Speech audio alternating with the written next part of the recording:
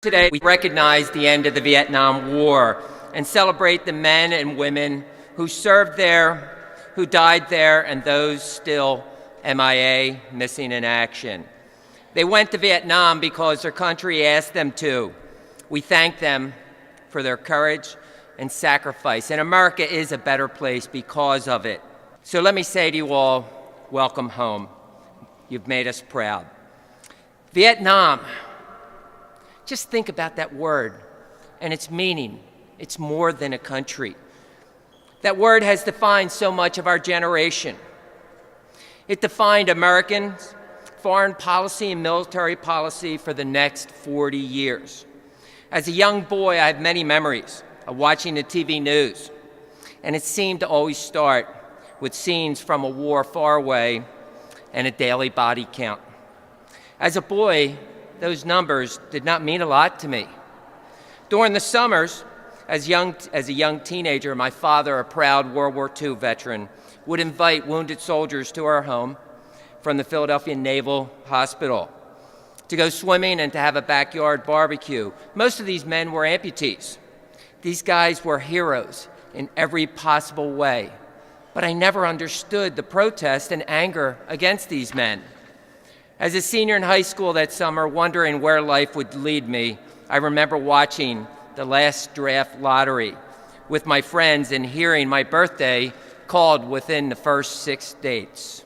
I joined the Navy the next year, and after boot camp and radio school in San Diego, I ended up as a radioman aboard the USS Blue Ridge, LCC-19, soon to be the flagship for Operation Frequent Winds, the last military operation in Vietnam. The hostilities in Vietnam ended in 1973, and most of the troops came home, and so did our POWs. But the promise of a lasting peace only lasted a bit more than 2 years when North Vietnam broke the treaty and invaded South Vietnam. With only a small fighting force left in the country, President Ford chose to evacuate all American personnel from Vietnam.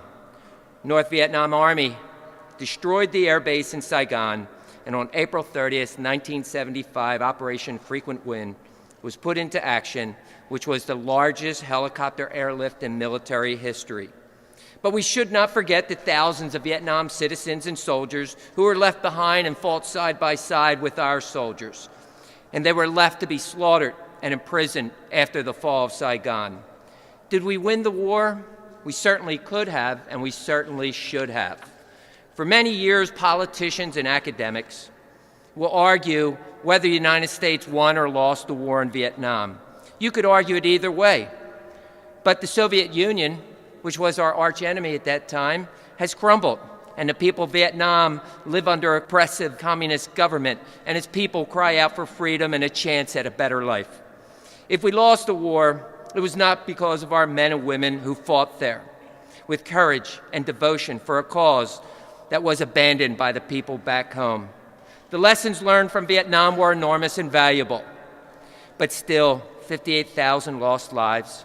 More were left with scars of war that for many would last a lifetime. Hopefully, we will never forget what happened there.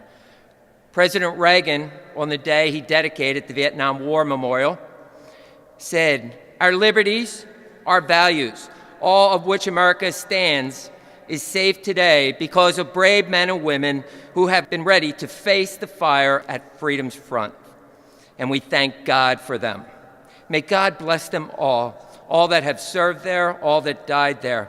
We left an awful lot behind." Thank you for inviting me. They were just my thoughts on the Vietnam War. Thank you.